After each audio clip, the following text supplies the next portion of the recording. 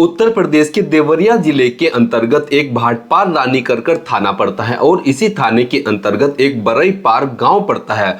और जब इसी गांव के लोग मंगलवार के दिन यानी कि 14 अक्टूबर 2025 के दिन सुबह सुबह एक गांव के पास से जो पोखरा होता है वहां पर गुजर रहे होते हैं तो वह देखते हैं कि यहां पर एक व्यक्ति मूर्छित अवस्था में पड़ा हुआ है। और गांव वाले जब उस व्यक्ति के पास जाकर देखते हैं तो वह देखते हैं कि उस व्यक्ति के साथ काफी ज्यादा मारपीट की गई है और वह व्यक्ति अब मर चुका है। तो ग्रामीण यहां पर तुरंत पुलिस को सूचना देते हैं और जैसे ही पुलिस को सूचना मिलती है तो पुलिस भी तुरंत मौके पर पहुंचती है और पूरे जगह को जो है सील कर देती है। इसके बाद एफएसएल की टीम को बुलाया जाता है और पुलिस वाले जो है आसपास के सभी इलाकों की जांच करते हैं। इसके बाद पुलिस वाले जब इस मृत व्यक्ति की शिनाख्त करते हैं तो दोस्तों उन्हें गांव वालों से ही पता चलता है कि इस लड़के का नाम मनु यादव है और यह जो है पास ही के गांव जो कि कोठी लबा गांव है वहां का रहने वाला है। अब दोस्तों पुलिस वाले तुरंत उसके गांव को सूचना देते हैं और यह बात इस मनु यादव नाम के लड़के के घर वालों को भी पता चलती है। तो तुरंत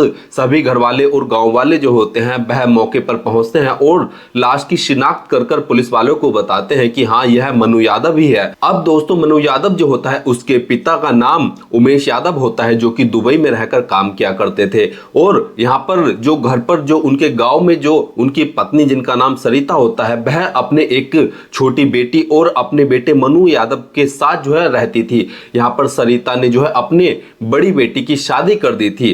अब दोस्तों मनु यादव जो था वह 19 वर्ष का था और उसने इस बार इंटर पास भी किया था।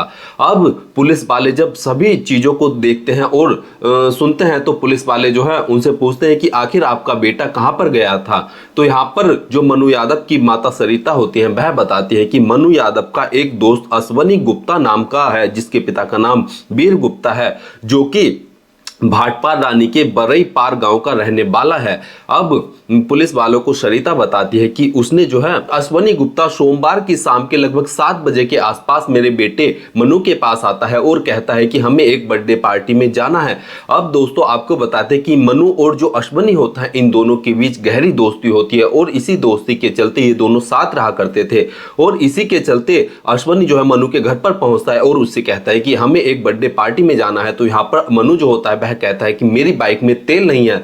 तो यहाँ पर अश्वनी मनु से कहता है कि मैं तेरी गाड़ी में तेल डलवा दूंगा और यहाँ पर अश्वनी मनु की गाड़ी में तेल भी डलवाता है और दोनों बर्थडे पार्टी के लिए घर से निकल जाते हैं। लेकिन रात होने पर भी जब मनु घर वापस नहीं आता है तो सरिता अपनी बेटी से बोलते हैं कि मनु के पास कॉल लगाओ। लेकिन मनु अपना फोन नहीं उठाता है और कुछ देर के बाद जो मनु का फोन था वह भी स्विच ऑफ हो जाता है। जिसके बाद हम मनु की तलाश शुरू कर देते हैं और जैसे ही सुबह होती है तो हमें आपके द्वारा इस पूरे मामले की सूचना मिलती है। और इसके बाद जो मनु के परिजन होते हैं जिसमें उसकी मां सरिता, उसकी छोटी बहन, चाचा और जो गांव वाले होते हैं उनका रो रो कर बुरा हाल हो जाता है। और वह बताते हैं कि जो मनु और जो अश्वनी थे ये दोनों अच्छे दोस्त थे और यहाँ पर जो मनु था उसकी गांव की ही एक गर्लफ्रेंड थी जिससे वह बातें किया करता था। लेकिन कुछ समय पहले उसकी गर्लफ्रेंड से लड़ाई हो गई थी जिसके चलते वह उससे बात नहीं कर रहा था। और जैसे ही यह बात मनु के दोस्त अश्वनी गुप्ता को पता चलती है तो अश्वनी गुप्ता मनु की गर्लफ्रेंड से फोन पर बातें करने लगता है। जिसके बाद यह बात जब मनु को पता चलती है तो वह अपने दोस्त को समझाता है, साथ ही अपनी गर्लफ्रेंड को भी समझाता है।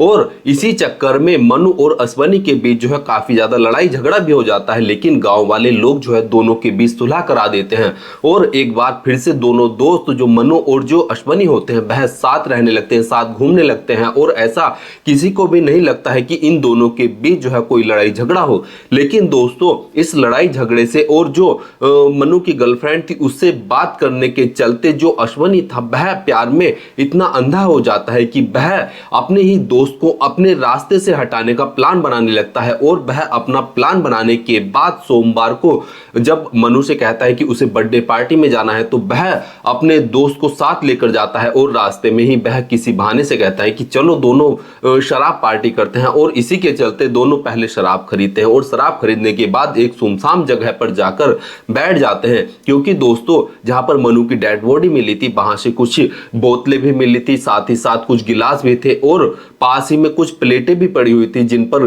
की खाने का सामान भी रखा हुआ था। अब दोस्तों यहाँ पर जो पुलिस वाले होते हैं वह मनु की डेड बॉडी का पंचनामा कर उसे पोस्टमार्टम के लिए पोस्टमार्टम गृह में भेज देते हैं जहां से पुलिस वालों को प्रारंभिक जांच में पता चलता है कि जो मनु है उसके चेहरे पर, उसके गले पर, उसके सीने पर काफी ज्यादा जो है मारपीट के निशान है। साथ ही साथ उसके शरीर के अन्य अंगों पर भी जो है काफी ज्यादा चोटें लगी हुई थी, जिससे पुलिस वालों को प्राथमिक जांच से पता चलता है कि उसके साथ जो है काफी ज्यादा बेरहमी के साथ मारपीट की गई है और उसके बाद जो है उसकी हत्या की गई है। और पोस्टमार्टम रिपोर्ट आने के बाद यह भी पता चल जाएगा कि मनु की हत्या किस प्रकार की गई है। और जैसे ही पुलिस इस पूरे खबर को सुनती है तो दोस्तों पुलिस वाले जो होते हैं वह अश्वनी गुप्ता को तलाश करना शुरू कर देते हैं। और जब उसके घर पर जाकर देखा जाता है तो दोस्तों उसके घर पर पुलिस वालों को कोई नहीं मिलता है, जिससे कि पुलिस का जो शक होता है वह अश्वनी के ऊपर ही गहरा जाता है। और फिलहाल पुलिस वालों ने कुछ टीमों का गठन कर जो है इस